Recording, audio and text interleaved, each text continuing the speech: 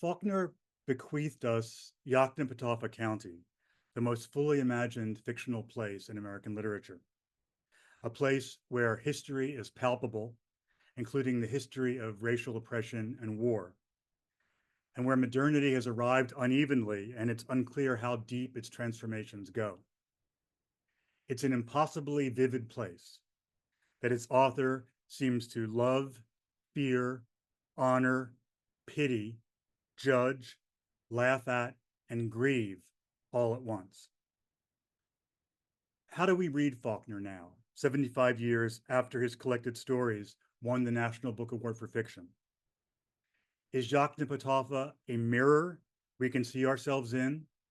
A metaphor in the sense our guest Ralph Eubanks means when he writes, Mississippi has become a metaphor for the entire South, and for that matter, even the entire nation. And what about Faulkner's famously intricate style? Why does the story always seem to be as much about how it is told as what it tells? So we have three stories to talk about, so we better get started. The first one is That Evening Sun, which Faulkner published in 1931 in the American Mercury. And I guess, Ralph, what strikes you about this story? I think the first thing that strikes me is Nancy. And I think Nancy's kind of resistance, but also Nancy's sometimes just thinking about, I'm just a Black person, what do I know? And where she constantly kind of comes back to that. But this is Nancy's story. And I think that's the thing that when I read this, that's what I immediately think about. It's her story. And I also think about how the racial violence that this story opens with, we're not that far from. So that's the thing that immediately comes to mind. That's really interesting. I mean, Theresa and Michael, what's your reaction to that? I think it's one of Faulkner's best stories. I think it's especially subtle in the way that it does what it does in terms of revealing these children's attitudes towards Nancy and also the mother and father's attitudes towards her. If you go back, honestly, the very first paperback I had of Faulkner's collected stories, the spine is broken on page 292 because of how many times I read that passage where Quentin's narrative style changes from very ornate and syntactically evolved and adult into Dilsey was still sick. It was in our kitchen, a very this, that, he said, she said kind of a style. In other words, what happens in this story emotionally propels him right back to the age of 9 years old. He starts off as a 24-year-old narrator, ends up right back in that place where he was when he was 9. And the reason my book is broken on page 292 is that's where the style changes. And what has happened is that Quentin has realized that his whole family is complicit in what is happening to Nancy, whether she ends up being murdered or not. So, yeah, I think to pick up on that and on what Ralph said, it's not just what do I know, what can I know, but what can I expect? Or I can't expect anything more out of this world than Jesus waiting with a razor or Mr. Stovall kicking me in the face. And the only real sympathy she gets is from the children who don't know anything. That I was rereading the story this morning, and her fear was just sort of jumping off the page at me. Her fear of that walking down that lane, and the children's incomprehension of that. They like her, at least Quentin and Caddy do. Jason never likes anybody, but they don't understand. They can't understand what's happening to her or know why she's so afraid, and that makes it even more terrifying. Yeah, that's really. I want to follow up on both those things, both the Nancy and the kids. I mean, on the first thing, what's interesting, Michael, you write in your book about Faulkner, there's a lot of killing in Yoknapatawpha, a lot of murder, but it almost always happens off stage. Deaths we walk toward and away from. And of course, that's true of Nancy. And I mean, in fact, strictly speaking, we don't know if there is a murder, although of course we kind of assume there is. But it's a strange kind of murder story in the sense that, we know who the killer is, we know why. I mean, it's not exactly a whodunit, So why do you think why does Faulkner do that, do you think? Why does he have the murder happen off stage? Like, where is his interest? You know what I mean? I think his interest is in large part in the psychological ramifications of the possibilities of physical violence, whether or not it actually occurs. I mean, Quentin has that recognition of complicity, regardless of what happens to Nancy. And that's, in my view, that's what shocks him. But what is happening to her is shocking. If Jesus really is there, we don't see any evidence of it. She says that there is a ham bone on a table. That's a sign that he's back. But Quentin, our narrator, doesn't see that. He doesn't report that to us. So, but there's no doubt of her terror and no doubt of the fact that she can't do anything about that terror. I don't really see that terror because she's thought of as less than human. That's what I mean, that's kind of my reading into it. It's like, you don't need to worry about this. And as she says, who am I? And that seems to be the tension that's here. Well, I think that though, as a reader, I do feel the terror, and I do feel it. I care about her. I don't want that fear to be realized. And I think the story is all the more effective because we don't know.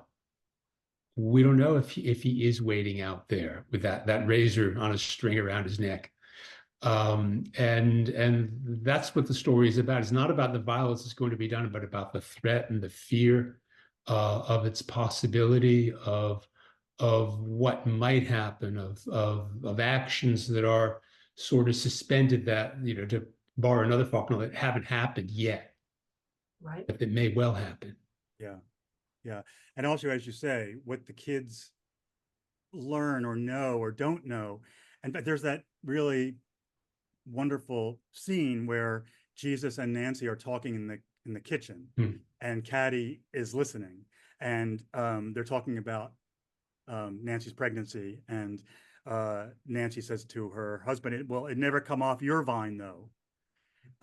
And Caddy says, "Off what vine? What vine? What are they talking about? Talk what way?" And I guess I'm partly asking this because the other stories too that we're going to talk about involve children at a very vulnerable moment, in their maturation. So, I mean, what is Faulkner's interest in these? What is it about Faulkner's interest in these kids, and what they know, and what they don't know, and what they learn, and what they don't? I mean, that seems to be a big part of what's going on in this story. And also, I guess the other part of it is, for Caddy and also for the other kids, the discovery of adulthood, sex, race, power, violence. These things are all connected somehow. And you know what I mean? And to learn about some of them is to learn about all of them in some way. Like, what's that about? And what's that about? What would you say about that? There's only one way through the gate of innocence. You can't go back once you're not innocent in any of those senses anymore. And so I think one of the things that's interesting about That Evening Sun is that Faulkner has these three children at different levels of their learning about the world. Quentin knows exactly what Jason or what Jesus and Nancy are talking about when they're talking about the vine. He knows Nancy is pregnant. He understands that. Caddy's trying to figure it out. As you said, what watermelon, what vine? Talking what way? And Jason is only asserting things that he thinks he knows to be true. I am this, I am not this, Nancy is this. He's still, he's learning to categorize about the world. And interesting enough about the way that Jason categorizes is it's going to solidify and calcify in an adult into racially categorically thinking about other human beings, where they're not individuals, but members of a despised and, as Ralph said, non-human or subhuman group. And so I think that's Faulkner's interest in this story, is looking at those different stages of cognitive and emotional development in these kids. And then you have set alongside that the portrait of the parents' marriage, the white parents' marriage, which balances against the portrait of Nancy and Jesus's marriage. And I'm really glad I'm not in either of those marriages. Not to put too fine a point on it.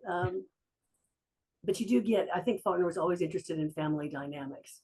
Yeah. And you certainly see a lot of that in even just the asides in this story, like when the mother is saying, what, you're going to leave the children here at the mercy of this person, and the father comes back and says, what would he do with them if he were unfortunate enough to have them? I just, oh, there you go.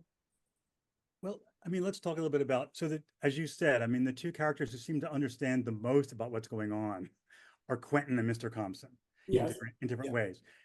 With that in mind, let's just talk about the ending and how the ending lands on you, because, you know, we leave Nancy with her door open. Quentin's last words, "Who will do our washing now, Father?" Candace and Jason are squabbling, and their father silences them, and that's the last we hear about it from him and from anybody. Yeah.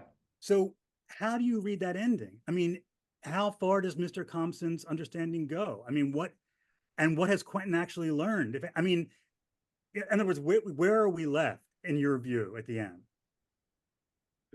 That's a really good question. Yeah, yeah.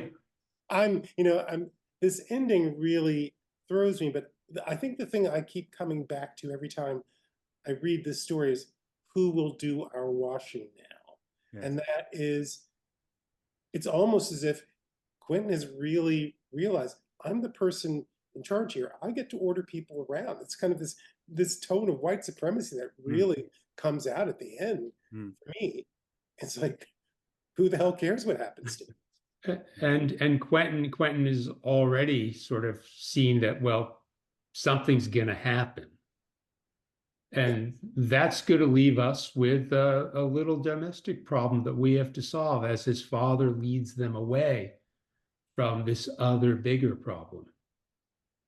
The father in essence asks them to turn their backs on it they leave Nancy in her doorway. Yes. As if to say they've done all they can. I was thinking of something else you said, Max, when you said why the children, and one of the things that struck me thinking about these three stories is that more than in his novels, Faulkner, in these stories anyway, adopts the point of view of a child. There's so many novels, and there are going to be exceptions, especially in Intruder in the Dust. But in the work he's doing at this period, it's not so often from a child's point of view. It's not so often about the loss of innocence that these stories convey. And I wonder if that's maybe a generic difference between the novels with these expansive canvases and the stories focus on this kind of single moment, which so often, yes, in these stories is indeed about that loss of innocence, that fall into what I think Americans at the time saw as a peculiarly Southern knowledge, and that we might say is a peculiarly American knowledge.